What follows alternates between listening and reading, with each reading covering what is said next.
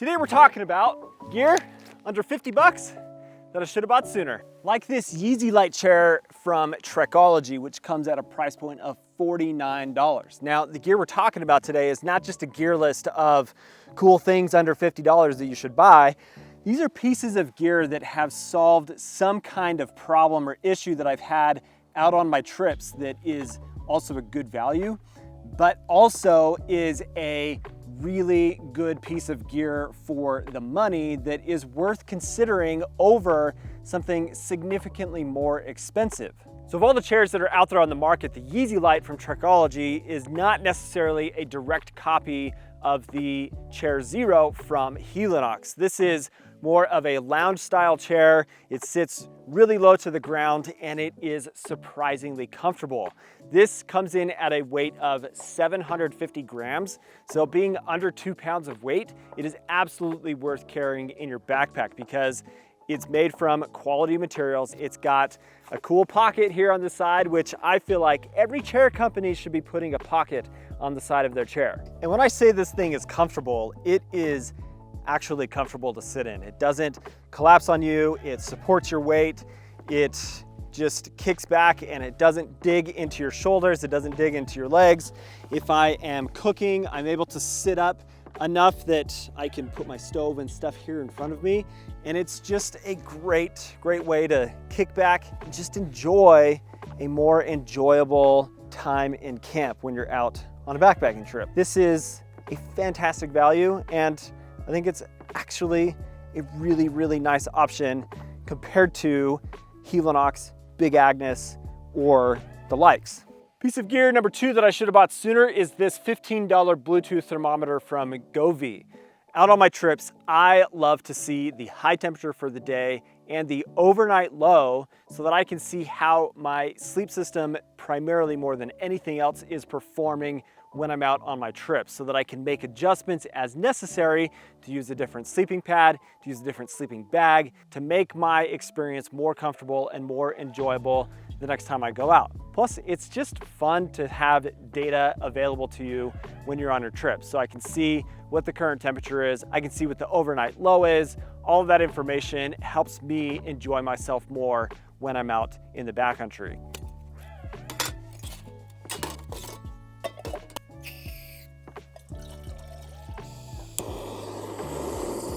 The next piece of gear is this right here, the Toaks 750 milliliter titanium pot. In the past, I have primarily used the 550 milliliter pot as my go-to cooking pot for all of my backpacking trips. I have recently got a hold of the 750 because this actually allows for me to contain my entire cook system inside of the pot. I can get my 100-gram canister, I can get my stove, my lighter, even a small little camp towel for me to put inside of here, and it's all contained into one system. And my GSI cup also fits around the outside. And as opposed to with the 550 milliliter, I don't have the ability to get my entire system contained inside of the pot. The canister and the stove don't fit inside of the 550, at least with my cook system. But this also allows for slightly more capacity of water. So this does not add that much more additional weight over the 550. It's not that much larger in size, and it's just a really nice option for containing your entire cook system in that way.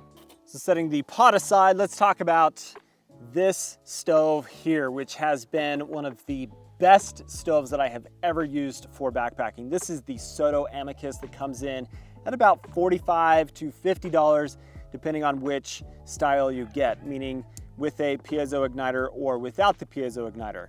This has been one of the most reliable, trusted pieces of gear that I've used since 2019 when I first picked this up. I have used it for the vast majority of my trips because I enjoy it that much. And some of the things that really stand out about the Soto Amicus over, say, the Pocket Rocket 2, for example, is the Pocket Rocket 2 has 3 pot stands, where the Soto Amicus has 4 pot stands. So you've got a little bit more stability, which I like when you've got your pot on there. So less chance of things tipping over.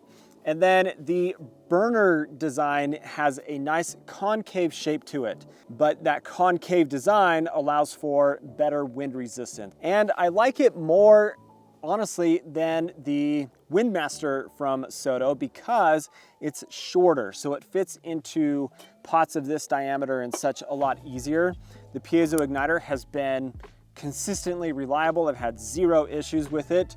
It's lightweight, it's a fair price, and it just continues to work and work and work. Soto Amicus, probably one of the best pieces of backpacking gear I've ever purchased and used. Next up here is the Canuck Vecto X 2-liter water bag. This has solved a huge issue that I was having for the past few years. Oh, and I got the wrong bag with the hole in it. Dang it. Now, the issue that I was having with the Vecto is I was continually getting pinhole leaks in all of the Vectos that I've been using.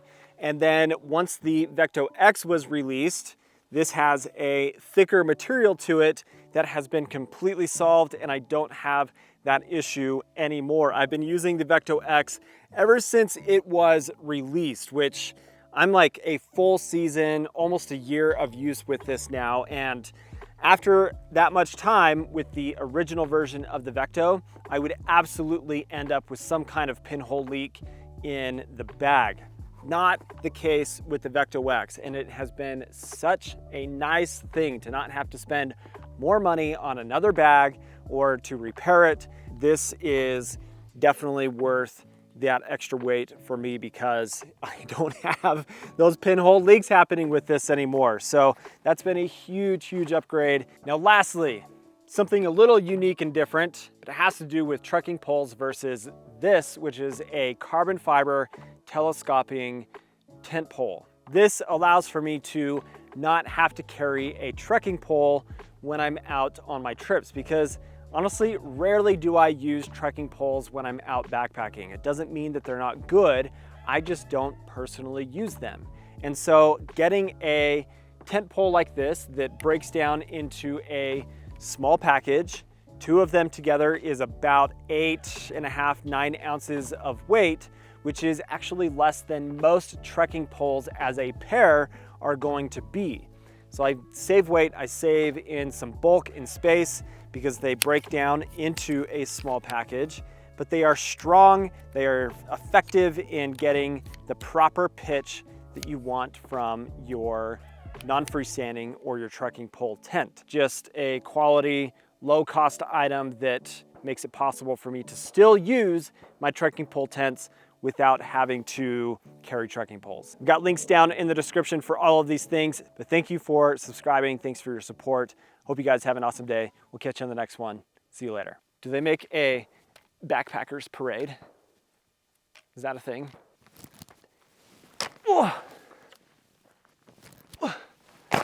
Oh, dang it.